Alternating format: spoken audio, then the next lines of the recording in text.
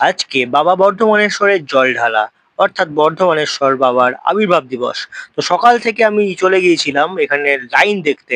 বিশাল line, মানে কয়েক kilometre line. আমি ভাবলাম লাইনের শেষ অবধি পৌঁছাবো, কিন্তু পৌঁছতে পারলাম না। লাস্ট অবধি হাঁটতে হাঁটতে হাঁটতে হাঁটতে শুধুমাত্র মহিলাদের লাইনের যেখানটা শেষ সেখানটায় পৌঁছতে পারলাম।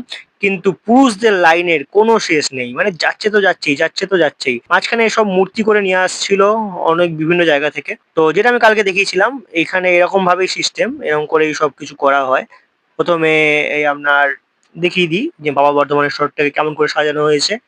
কিন্তু আজকে সাজানোটা একটু ডিফারেন্ট কালকের থেকে। কালকে সন্ধ্যে থেকেই এখানে ভিড় জমেছিল এবং আজকে সকাল থেকেও এখানে ভিড় জমে গেছে। আমি সকাল ৮টার সময় এসেছি। তো মেয়েদের লাইনটা এদিক দিয়ে যাচ্ছে। আর এখানে যারা সব জল ঢালা হয়ে গেছে তারা এখানে বিশ্রাম নিচ্ছেন, কারণ সারা রাত কাটোয়া থেকে ওনারা জল নিয়ে এসেছেন বাগে করে। তো এবারে দেখে নেওয়া যাক মেয়েদের লাইনটা কোন দিকে আছে। তো এখানে সবকিছু ছিল, ওখানে চা-টা দিচ্ছিল, এখানে পুলিশের একটা ক্যাম্প ছিল। ক্যাম্পের শেষে ওই দিক দিয়ে মেয়েদের লাইনটা এরকম করে ঢুকছে। তো মেয়েদের লাইন দুদিকে পড়েছিল, এইদিকে একটা আর ওইদিকে একটা। তো এখান দিয়ে আসছে ছেলেদের লাইনটা। তো ছেলেদের লাইনটা যেটা দেখালাম প্রচুর বড়।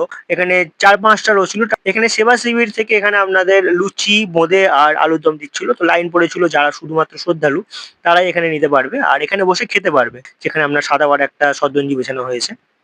শ্রদ্ধালুরা ভোরবেলা থেকে লাইন দেওয়ার পর যখন এই মুহূর্তটিতে পৌঁছায় যে বাবার মাথায় জল দেবে, অ্যাকচুয়ালি মাথায় জলটা দিতে পারবে না, একটা ফানেলের মাধ্যমে বাবার মাথায় পৌঁছে যাবে টানেল দিয়ে। তো সেই জন্য লাইনটা এগিয়ে যাচ্ছে, অনেক লম্বা লাইন। আর তার সঙ্গে এখানে কীর্তনেরও ব্যবস্থা করা হয়েছিল হিন্দু ধর্মের মতে যেটা হয়। আর বাইরে সকল দর্শনার্থীকে পায়েস, বোঁদে, আলুর দম এবং ফ্রাইড রাইস দেওয়া হচ্ছিল সবাইকে। তো এখানেই আজকের ব্লগ আমি শেষ করলাম।